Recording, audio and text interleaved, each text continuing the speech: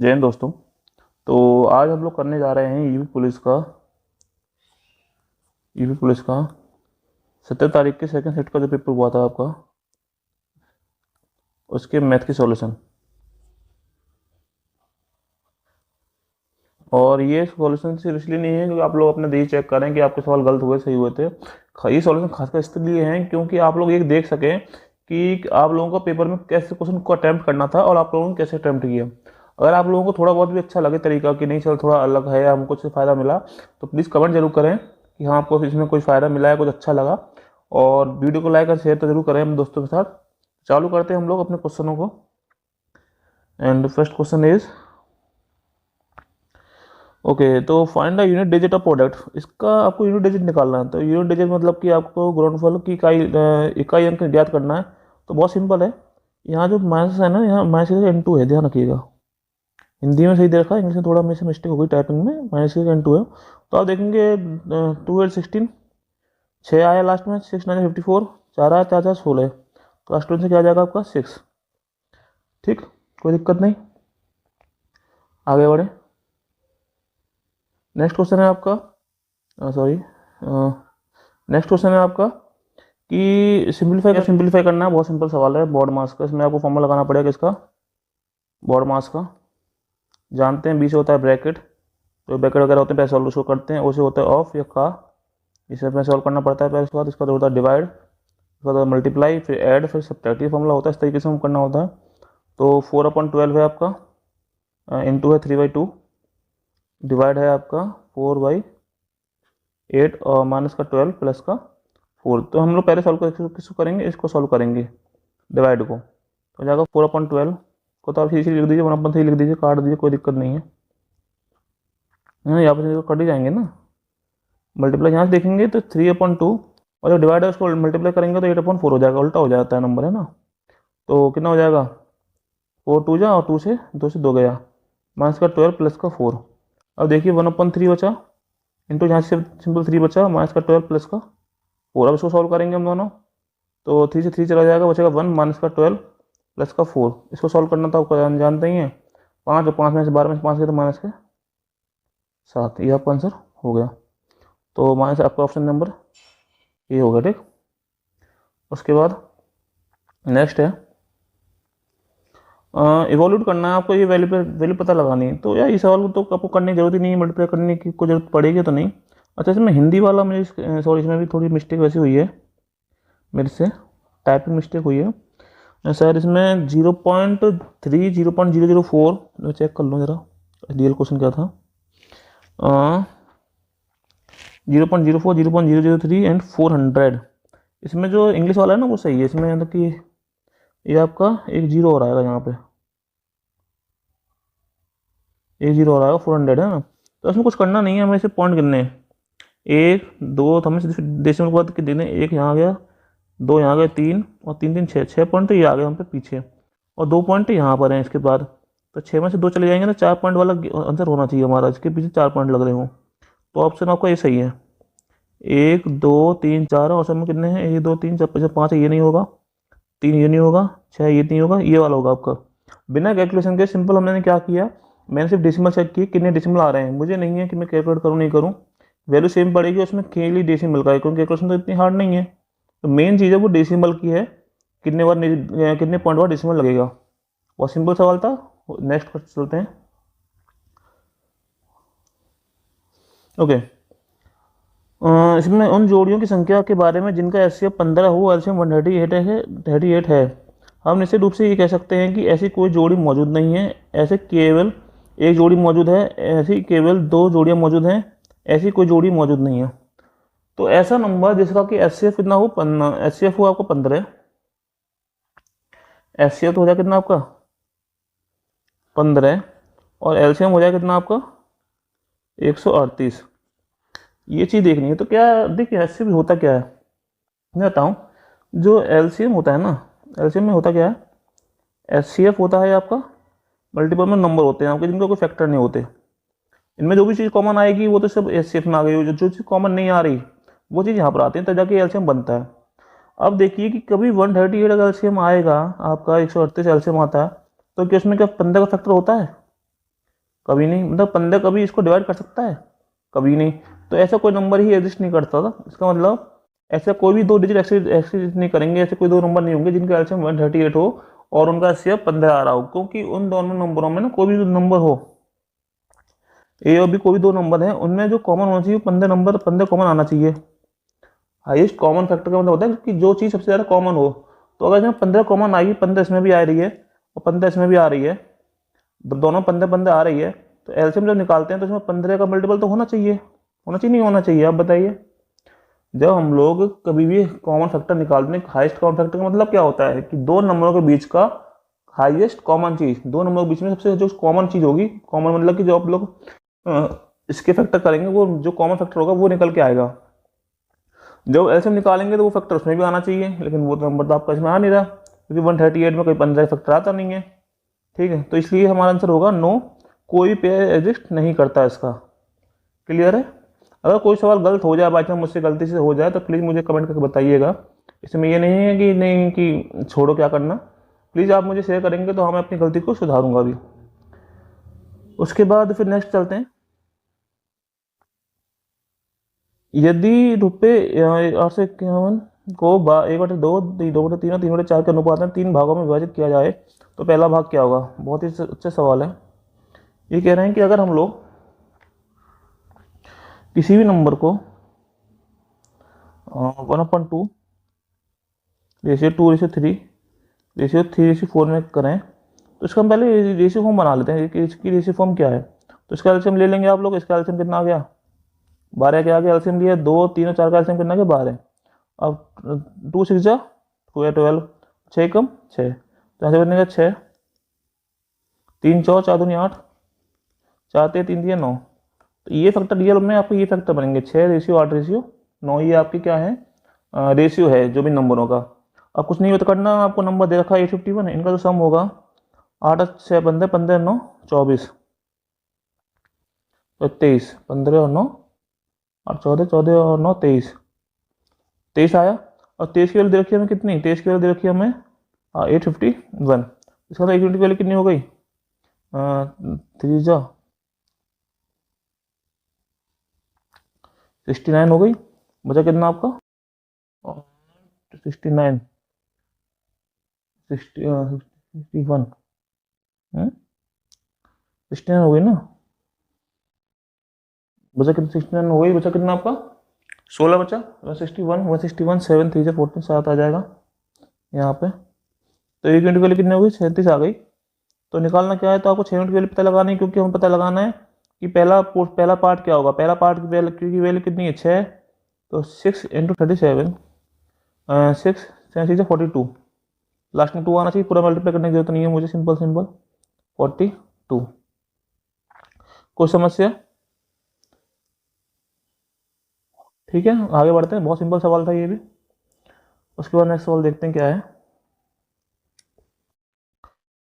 33 metre कपड़ा बेचने पर व्यक्ति को 11 मीटर का विक्रय मूल्य प्राप्त हुआ, लाभ प्रतिशत ज्ञात कीजिए बाय सेलिंग। अच्छा, तो किसी सवाल को बहुत समझिए, मतलब इस सवाल ही सिर्फ समझने का है, इसमें कुछ करना नहीं है आप लोगों को।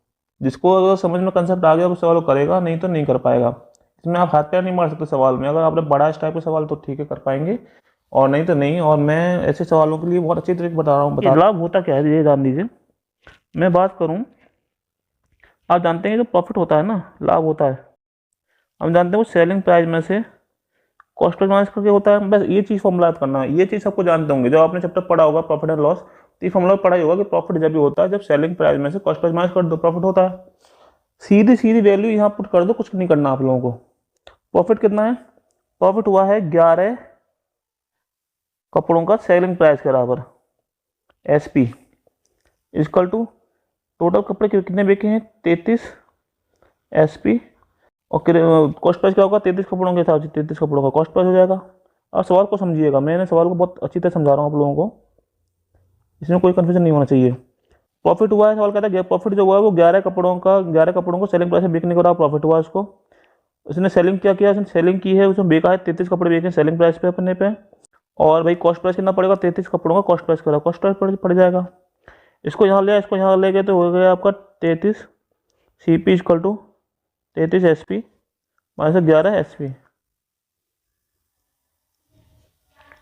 33 CP इक्वल टू हो गया 22 SP, और CP अपॉन SP कितना हो जाएगा आप लोगों का, मैं देखूँ यहाँ से, तो 2/3। ये वैल्यू यहाँ से आई, रेशियो आया ये। अगर आपको ये सिर्फ मैंने सिर्फ समझाया आपको समझाने के लिए, नहीं तो बहुत जल्दी, ये सिर्फ 5-10 सेकंड का सवाल है, समझाने टाइम लगा। अब आपको यहाँ से दिख रहा है कि जो कॉस्ट प्राइस है किसी ऑब्जेक्ट की, सामान के ऊपर की, वो 2 रुपये है, लेकिन बेचने पे वो कितने की बेचता है, वो 3 रुपये का बेचता है। तो उसे प्रॉफिट कितने का हो रहा है, 1 रुपये का प्रॉफिट हो रहा है, नहीं हो रहा? जब प्रॉफिट 1 रुपये का हो रहा है तो प्रॉफिट परसेंट कितना हो जाएगा, प्रॉफिट परसेंट कितना हो जाएगा? आप जानते हैं कि 1 रुपये का प्रॉफिट होता है 2 रुपये पे, सीधे 50% का उसको क्या हो रहा है, प्रॉफिट हो रहा है। नहीं, कॉस्ट प्राइस 2 रुपये है और प्रॉफिट हो रहा है 1 रुपये का, तो कितना हो गया, 50%, सॉरी हाँ 50% प्रॉफिट उसका हो गया, तो आंसर आपका हो जाएगा सी। कोई दिक्कत? नेक्स्ट सवाल देखते हैं। अरे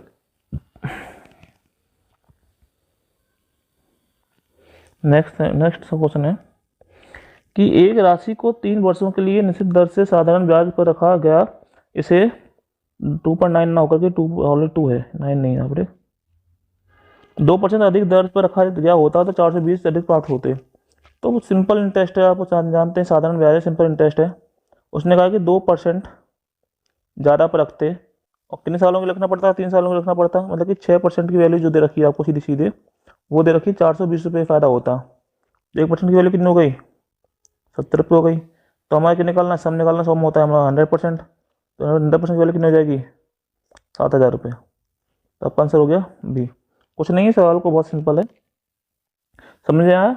कुछ नहीं किया, सिंपल पहले मैंने देखा जो हमको दे रखा है मुझसे निकालना है ना। उसने कहा 2% को अगर बढ़ जाता, और 2% बढ़ेगा 3 सालों तक के लिए बढ़ेगा, और एक साल में लगेगा, तो 2% बढ़ेगा तो 2 या 6% हो गया आपका, ये 6% आपका टोटल कितना हो गया जो ब्याज बढ़ा। उस ब्याज 6% की बढ़ने की वजह से ब्याज कितना बढ़ गया आपका, 420 रुपये बढ़ गया। तो इसका मतलब 1% की वैल्यू कितनी हो गई आपकी, 70 हो गई, 6 की 6 7 142। तो 100% निकालना होता है, क्योंकि सम होता है जो भी हमारा प्रिंसिपल होता है वो कितना होता है, सम जो होता है वो 100% होता है ना हमेशा। तो कितना हो जाएगा आपका 7,000। कोई दिक्कत नहीं, आगे बढ़ते हैं। तो बहुत अच्छे सवाल हैं, अगर आप चाहते हैं कि ऐसे सवाल आप बेसिकली पढ़ें तो आप लोग इस चैनल को सब्सक्राइब कर लें, क्योंकि बहुत जल्दी इस टाइप के सवालों के लिए बेसिक से लेकर के ट्रिक तक की सबसे अच्छी तरीके से आप कैसे कम से कम टाइम में ज़्यादा क्वेश्चन कर सकें, वो क्लासेस स्टार्ट होंगी और आपको बेसिक से उठाया जाएगा। अगर आप लोगों की मैथ बहुत वीक है, आप मानते हैं मैथ वीक है और कंपटीशन में मैथ की वजह से मैं रह जाता हूँ, तो प्लीज़ इसको देख लीजिए, क्योंकि ये क्लास आप लोगों के लिए बहुत इंपॉर्टेंट होने वाली है। नेक्स्ट सवाल देखते हैं। ओके, तो बहुत अच्छा सवाल है कि पी, क्यू और आर प्रत्येक 20,000 का निवेश करके एक व्यवसाय शुरू करते हैं। 5 महीने बाद पी 5,000 में निकालता है, क्यू 4,000 रुपये निकालता है, 6,000 रुपये अतिरिक्त निवेश किए जाता है, तो उसमें कुल लाभ जो होता है वो 34,950 का दर्ज किया गया। पी के से हिस्सा ज्ञात कीजिए। तो ये सवाल रेशियो प्रोपोर्शन में आता है आपका, मैंने बताया था आपको। तो हर एक टॉपिक से आप देखेंगे, हर एक टॉपिक से सवाल उठाया गया, हर एक चैप्टर से हर एक टॉपिक से सवाल उठाया गया। बहुत अच्छा पेपर बनाया गया जिसने बनाया है, ये कहीं से ये नहीं कि एक जगह से भर दिए। तो इसलिए मैंने आप लोगों को बताया था अपने प्रीवियस वीडियो में कि आप लोग हर और दूसरी तरीके से, जिस तरीके से मैंने आपको बताया था कि इस चैप्टर से इतने सवाल आएंगे, चैप्टर से इतने सवाल आएंगे, चैप्टर से इतने सवाल आएंगे, देख लीजिए वो ही तरीका आया है, कुछ अलग नहीं है, सिर्फ कुछ सेम। जिसमें से जैसे बताया था मैंने कि SCF एलसीएम बहुत ही इंपॉर्टेंट है, बहुत ही इंपॉर्टेंट चैप्टर है, पक्का आएगा, पक्का सवाल आया हुआ है उसमें से। SCF एलसीएम में से हर शिफ्ट में सवाल आया हुआ है। AP GP में से बताया था कि AP का सवाल पक्का फंसेगा आप लोगों का, हर शिफ्ट में AP का सवाल आया हुआ है। टॉपिक में जिनने बताया था कि इस टॉपिक से इतने सवाल बैठेंगे, वो टॉपिक के वही सवाल बैठे हुए हैं। तो इन चीज़ों की से सीधे चीज़ ऐसे नहीं कि मैं अपना बता रहा हूँ, ये सब एक्सपीरियंस होता है। तो नेक्स्ट क्वेश्चन आपका था तो हम लोग मानते हैं कि P ratio Q ratio R, 20,000 को 20 मान ली, सिंपल 20 इंटू 5 महीने का लगाया, उसके बाद प्लस उसके बाद हमने कितने निकाल लिए, 5,000 निकाल लिए, 5,000 निकाल लिए तो 15 लगाए हम लोगों ने 7 महीने के लिए। रेशियो 20,000 इसने भी लगाया 5 महीने के लिए, लेकिन इसने कितने निकाल लिए, 4 निकाल लिए, मतलब 16 लगाए फिर 7 महीने के लिए। इसने भी 20 लगाए 5 महीने के लिए, और फिर कितने बढ़ा दिए, 6,000 रुपये तक निवेश कर 26 कर दिए 7 महीने के लिए। तो अब यहाँ से हमको सॉल्यूशन करना स्टार्ट करना है, ठीक है। निकालने हमको वैल्यू है P की, थोड़ा ध्यान रखिएगा चीज़ों को। अगर आपको P की ही वैल्यू ऐसी मिल जाए जो कि किसी और नंबर से डिवाइड ना हो, तो भी हम कर सकते हैं। कर लीजिए, हो जाएगा 100, 55 जा 15 100 7 जाए 105, तो हो जाएगी वैल्यू आपकी 205 16। उसके बाद दूसरी वैल्यू जो आपकी है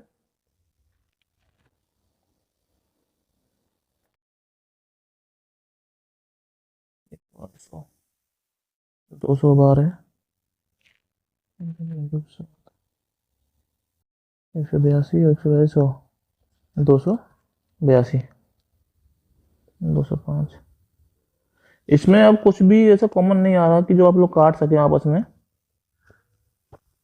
ठीक है, कॉमन कटेगा तो नहीं, तो इनको सबको जोड़ देंगे हम लोग, तो कितना हो जाएगा 205, 5 6 7 8 9, 8 1 9, 2 4 6, 6 9 9 वैल्यू की बैठी। अब देखते हैं कि इससे कटती है नहीं कटती। ठीक है, तो 6 9 9 अगर से कटेगी नहीं कटेगी, देखें तो वैल्यू है 34,950 अपॉन 6 9 9, तो लास्ट में 0 आ रहा है आपका, है ना। अच्छा, लास्ट में 9 आ रहा है, 9 9 का क्योंकि लास्ट 5 आ रहा था, 5 से ही जाएगा नंबर, ये तो है नहीं कि 2 3 4 से जाएगा। तो 5 9 45, 5 45 49 5 6 30, हाँ ये नंबर कटेगा 50 से सीधे, ये नंबर पूरा पूरा 5 को काट देगा और जाएगा आपका 50। तो एक यूनिट की वैल्यू कितनी आ गई, 50 आ गई। और हम पी की वैल्यू पता लगा रहे हैं 205, तो 205 इंटू 50 25, ये आपका आंसर आ जाएगा 10,250 आपका आंसर हो जाएगा। कोई दिक्कत? ओके, नेक्स्ट क्वेश्चन देखते हैं। ये है कि एक गांव में हैजा के कारण 10% लोगों की मृत्यु हो गई, इसके कारण शेष लोगों में से 25% लोगों ने गांव छोड़ दिए, फिर जनसंख्या घटकर 2025 रह गई। गांव के क्या मूल रहने वाले लोगों की कुल संख्या ज्ञात कीजिए। Find total number of people, कितने लोग गांव में रहते थे। तो मान लीजिए सिंपल सीधी सीधी बात है, ये तो परसेंटेज का सवाल है, जब से स्टार्टिंग में सबसे पहले यही आता है हर जगह जहाँ भी आप जाएंगे कोचिंग में, तो सबसे पहले आपको ये पढ़ाना स्टार्ट करते हैं। 1,000 लोग, मान लीजिए 1,000 लोग थे, 1,000 लोगों में 10% लोग मर गए, 10% लोग गए, खेल खत्म। तो 10% का होता है मतलब कि सजा का 10% कितना होता है आपका 100, तो 100 माइनस करेंगे तो बच्चे कितने आपके, तो 100 लोग तो चले गए स्वर्ग में, बच्चे कितने 900।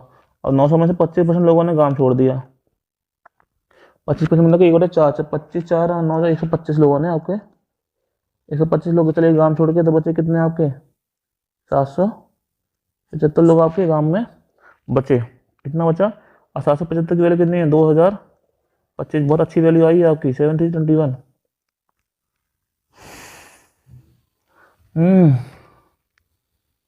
कुछ गड़बड़ हो गई। अच्छा ये यार, यहाँ एक सेकंड जरा, ये होगा आपको 225 होता है, 25 में 225 होता है, तो 225 जाएंगे तो 675 बचेगा, 675 बचेगा।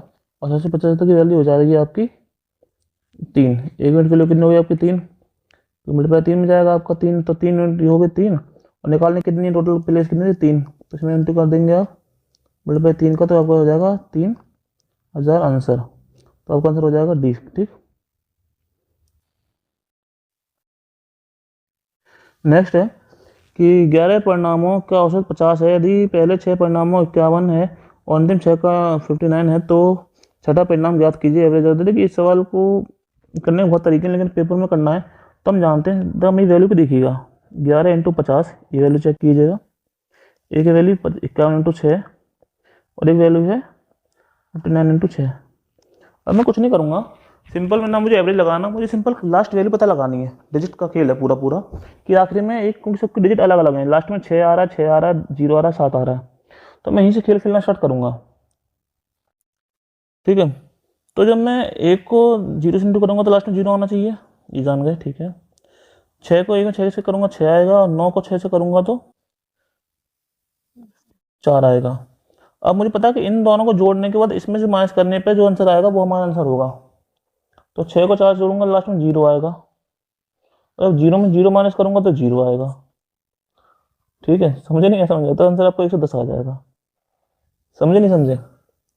बात है कि थोड़ी टाइम देना पड़ता है इन चीज़ों को सीखने के लिए, करने के लिए, क्योंकि इसमें बहुत ज़्यादा प्रैक्टिस के बाद ये चीज़ें समझ आती है कि हाँ इस तरीके से हम लोग चीज़ों को आसानी से कर सकते हैं कम से कम टाइम में।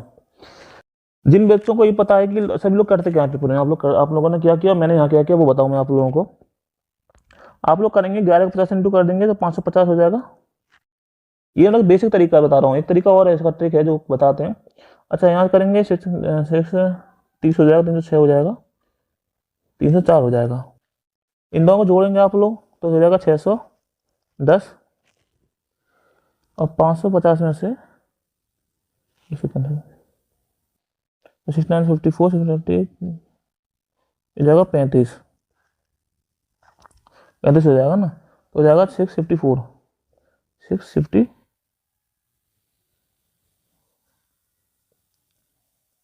50 60 660 हो जाएगा। 660 पूरा हो गया ना आपका ये, क्योंकि 660 पूरा सम 550 माइनस जाएगा तो कितना बचेगा आपको 110। तो ये आप लोग करते हैं। मैंने चेक किया सिर्फ लास्ट की वैल्यू को, हमने सिर्फ वैल्यू को थोड़ी बड़ी होती, सिर्फ मैंने एक को 0 से इंटू किया, 0 लास्ट में आया, यहाँ पर 6 का इंटू किया 6 आया, यहाँ पर 6 का 9 4 आ गया। अब 6 4 को जोड़ेंगे तो 0 लास्ट में 0 आ जाएगा, और यहाँ पे 0 आ रहा है, तो 0 में से 0 कटेंगे तो ना से 0 बचना चाहिए था, तो इसमें सिर्फ एक ऑप्शन है सी वाई, इसमें 0 बच रहा है। ठीक, आगे बढ़ते हैं। इसकी एक ट्रिक और भी होती है, लेकिन अभी फिलहाल मैं इस पेपर सॉल्व करा रहा हूँ। जब क्लासेस लूँगा तो मैं आपको हर तरीके से बताऊँगा कि बेसिक से भी और ट्रिक के द्वारा कि कैसे कैसे सॉल्व कर सकते हैं सवालों को। नेक्स्ट है कि द्वितीय सदस्य अलग अलग कार्य करते हैं। 9 और 12 का इनका वो है, तो 9 और 12 का देख के समझ जाएंगे, तो उनके 9 और 12 करेंगे, ऐसे समझ जाएगा आपको 36, 9 3 9 चौथे और 12 3 36। तो ये आगे एफिशिएंसी किसकी है, द्वितीय इसकी है ये, तो सार की है। ठीक है, अभी कहते हैं बारी बारी काम चालू करते हैं, द्वितीय से स्टार्ट करता है, तो जो काम होगा वो टोटल बारी बारी करेंगे 7। हम लोग सब लगाते हैं 7 5 35, मतलब कि 5 दिन तो दोनों ने काम किया, 5 दिन, 5 दिन तो दोनों ने काम किया, तो टोटल दिन हो गया आपको 10। ये सब लगाइए, क्योंकि 35 काम टोटल कितना हम लोगों का काम 36 है, और मैंने 7 से 7 लगाया कि 5 दोनों मिलकर काम करते हैं 7 काम करेंगे, और 5 दिन काम करिए, तो दोनों ने 5 दिन काम किया, 7 टोटल 7 काम किया, तो टोटल 35 काम तो हो चुका।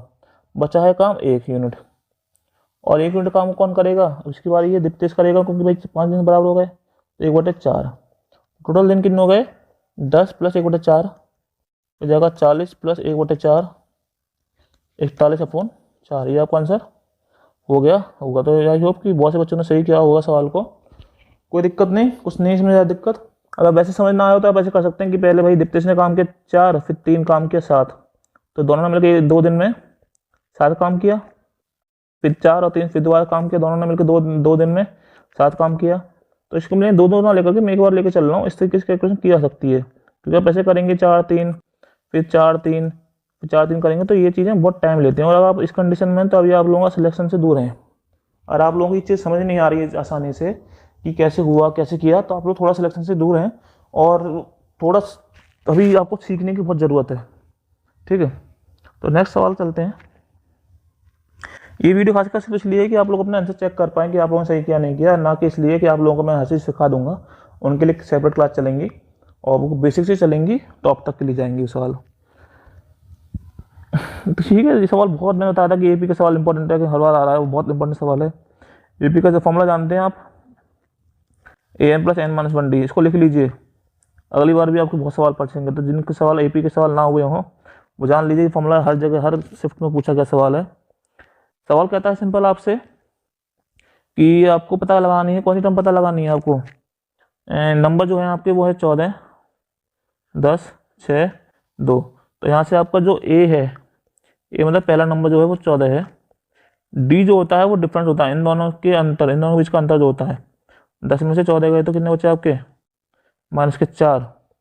और आपका जो पता एन क्या है, आपको पता कौन सी टर्म लगानी है, तो टर्म पता लगानी है हमको 14वीं टर्म पता लगानी है, 14 टर्म बोला ना, ये 14 टर्म पता लगानी है, तो वो होगी आपकी टी एन कहते हैं इसे जो भी, वो आपका 14 प्लस एन में से बन गए तो कितने बचे 14 माइनस का 1 या माइनस का 4,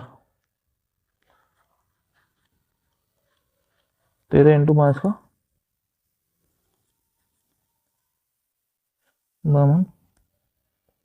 माइनस का 38 आपका आंसर आ गया। तो आपका जो ऑप्शन नंबर बी है वो 38 है। ओके, तो बहुत अच्छे सवाल है, एपी के सवाल बहुत ही पूछे गए हैं इस बार। एक सेकंड जरा,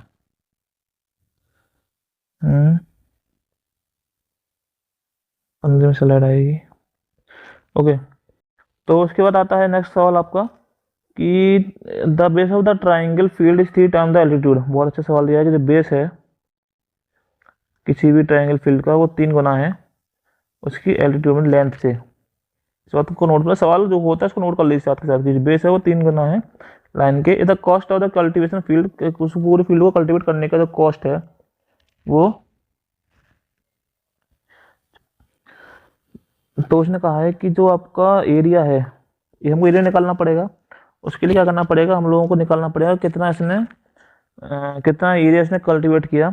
तो उसने कहा है कि 24.68 रुपये लेता है 100 मीटर स्क्वायर करने के, और टोटल उसने जो रुपये लिए वो 333 रुपये 18 पैसे लिए। तो डिवाइड करेंगे 24 रुपये 68 पैसे से, और सोचेंगे कि वैल्यू क्या आएगी। 8 सीधा 48 होता है, या तो 8 के टेबल में 6 48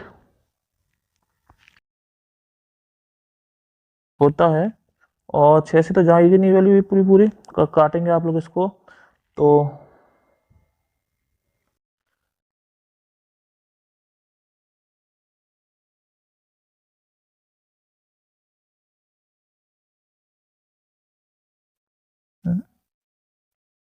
वैल्यू सही है।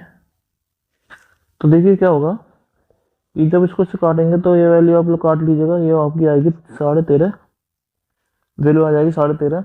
और 13.5 हो गया आपका ये कि 13.5 इसने इसके अंदर इसके 13.5 गुना करी, और ये 100 मीटर स्क्वायर की वैल्यू है, ये एक वैल्यू 100 मीटर स्क्वायर की वैल्यू है, तो इसकी हो जाएगी आपकी वैल्यू इतना मीटर। उसका टोटल हो जाएगा आपका एरिया 13 क्योंकि भाई ये जो है सर इसको डिवाइड करेंगे ना, एक यूनिट जो है वो 100 मीटर स्क्वायर की वैल्यू दे रहा है आपको, तो जो 13.5 आया उसकी वैल्यू हो जाएगी 100 से इंटू करेंगे 1350 मीटर स्क्वायर। टोटल आपका एरिया हो गया। हम जानते हैं एरिया ऑफ ट्राइंगल क्या होता है, एरिया ऑफ ट्राइंगल क्या होता है, वो होता है half into base into height. Half base कितना है आपका 3L मान लो, और हाइट भी आपको L मान के चलो, तो एरिया आपको कितना 1350। तो रफ कर दूँ मैं ज़रा, ठीक है। अब देखिए 1350, अब 1350 का क्या हो जाएगा, 1350 equal to half into 3L square. यहाँ से जाएगा आप 3 से काटेंगे, 3 4 12 15 इतना, और जाएगा तो 2 जाएगा 900 इक्वल टू L स्क्वायर। तो L की वैल्यू हो जाएगी आपकी कितनी 900 का स्क्वायर रूट। अब के लिए मुझे स्टेप करना पड़ता है। L की वैल्यू हो जाएगी आपकी 30, तो L की वैल्यू हो गई 30 मीटर। और निकालना क्या है, बेस पता लगाना है, बेस कितना है 3L के बराबर है, तो बेस हो जाएगा आपका 90 मीटर। ठीक है, तो ये आपका आंसर हो जाएगा 90 मीटर। कोई दिक्कत, आगे बढ़ते हैं। यदि देन 20 किलोमीटर प्रति घंटा की स्पीड से, ये बहुत ही सिंपल सवाल है, तो यार आप लोग आराम से कर सकते हैं ना। इसमें क्या करना क्या है कि हाउ कितना टाइम उसने मिनट में सवाल पूछा है। टोटल डिस्टेंस 500 मीटर, स्पीड है 20 किलोमीटर पर घंटा, तो 20 किलोमीटर पर घंटे को हम लोग चेंज करेंगे मीटर पर मिनट में। इसके लिए क्या करना पड़ेगा, देखिए 20 किलोमीटर की वैल्यू होती है 1000 मीटर, घंटे में होते हैं 60 मिनट, तो 20 3 एक हो जाएगा 1000 अपॉन 3 मीटर, तो 3 मीटर पर मिनट की स्पीड से वो चल रही है। कितना मीटर जाना है इसको, 500 मीटर डिस्टेंस करना है, 500 मीटर। टाइम निकालना है, टाइम होता है डिस्टेंस अपॉन स्पीड। 500 मीटर जाना है इसको, 1000 इंटू 3, 2 से कटेगा 3 बटे 2 मीटर पर मिनट, तो 3 बटे 2 मिनट, या हम कह सकते हैं 1.5 मिनट। कोई दिक्कत, तो ये 1.5 मिनट आपका आंसर हो जाएगा। नेक्स्ट सवाल चलते हैं। ये है आपका कि सही से ये क्वेश्चन आपके वो हैं जिनमें कि ग्राफ वाले क्वेश्चन हैं, जो ग्राफ वालों को मैं आपको ग्राफ खुद बना के दिखाऊंगा कि क्या है सवाल।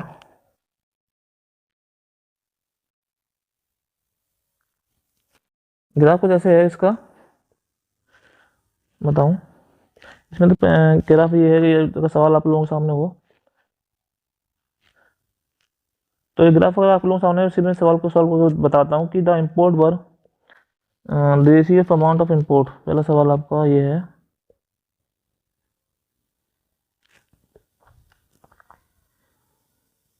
91 सवाल ये, सॉरी।